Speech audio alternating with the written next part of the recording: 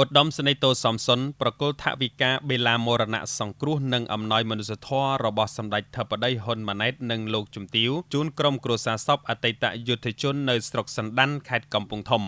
នៅព្រឹកថ្ងៃទី19ខែមករាឆ្នាំ2026ឧត្តមសេនីយ៍តូសំសុនមេបញ្ជាការតំបន់ប្រតិបត្តិការសឹករងតំណាងឲ្យគណៈកម្មាធិការសមាគមអតីតយុទ្ធជននិងនិវត្តជនកម្ពុជាខេត្តអមដំណើរដោយលោកជួនសេឡារិទ្ធប្រធានសាខាមូលនិធិជាតិជំនួយសង្គមខេត្តកំពង់ធំបានដឹកនាំសហការីនៃសមាគមអតីតយុទ្ធជននិងនិវត្តជនកម្ពុជាខេត្តស្រុករួមជាមួយនឹងអាជ្ញាធរដែនដីភូមិឃុំបានទៅចូលរួមរំលែកទុក្ខដល់ក្រៀមក្រំនិងប្រគល់ថវិកាបេឡាមរណៈសង្គ្រោះនិងអំណោយមនុស្សធម៌របស់សម្ដេចធិបតីហ៊ុនម៉ាណែតនិងលោកជំទាវជូនទៅដល់ក្រុមគ្រួសារសពអតីតយុទ្ធជនសោធននិវត្តន៍ដែលបានទទួលមរណភាពដោយរោគពាទ្យនៅគេហដ្ឋានរបស់សពដែលស្ថិតនៅក្នុងភូមិពពងឃុំមានជ័យស្រុកសណ្ដានខេត្តកំពង់ធំលោកអនុសេនីយ៍តូយិនដាលីននាយរងការិយាល័យទី1តំណាងឲ្យក្រុមលេខាធិការដ្ឋានសមាគមអតីតយុទ្ធជននិងនិវត្តជនកម្ពុជាខេត្តកំពង់ធំ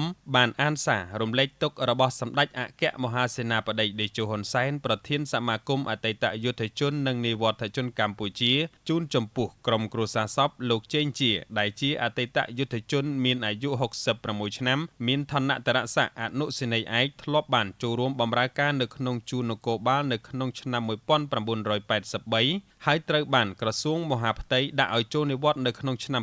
2014ដែលលោកមានតួនាទីជាអធិការរងស្រុកប្រាសាទបាឡាំងស្រុកប្រាសាទសម្បូរនិងស្រុកសណ្ដានលោកត្រូវបានទទួលមរណភាពដោយសាររោគពាទ្យកាលពីថ្ងៃទី14ខែមករាឆ្នាំ2026ថ្មីកន្លងទៅនេះដោយបានបន្សល់ទុកនៅភរិយានិងកូនរស់នៅក្នុងបន្ទុកចំនួន3នាក់ឧត្តមសេនីយ៍តូសំសុនបានថ្លែងនៅការសោកស្ដាយអាឡោះអាល័យជាទីបំផុតចំពោះការបាត់បង់លោកអនុសេនីយ៍ឯកជេងជាអតីតយុទ្ធជនដែលធ្លាប់បានចូលរួមសហការជាមួយនឹងកងទ័ពក្នុងសម័យសង្គ្រាមស៊ីវិលជាច្រើនសមរភូមិក្នុងការប្រយុទ្ធការពារទប់ស្កាត់មិនឲ្យរបបប្រល័យពូជសាសន៍ប៉ុលពតវិលត្រឡប់មកវិញបានហើយការបាត់បង់លោកអនុសេនីយ៍ឯកជេងជានៅពេលនេះគឺជាការបាត់បង់ស្វាមីនិងជាឪពុកដ៏ល្អនៅក្នុងគ្រួសារឧត្តមសេនីយ៍តូសំសុនបានជម្រាបជូនទៅដល់ក្រុមគ្រួសារសពនិងប្រជាពលរដ្ឋអំពីប្រសាសន៍សំខាន់របស់សម្ដេចអគ្គមហាសេនាបតីតេជោហ៊ុនសែនប្រធានសមាគមអតីតយុទ្ធជនកម្ពុជានិងសម្ដេចមហាបវរធិបតីហ៊ុនម៉ាណែតនាយករដ្ឋមន្ត្រីនៃព្រះរាជាណាច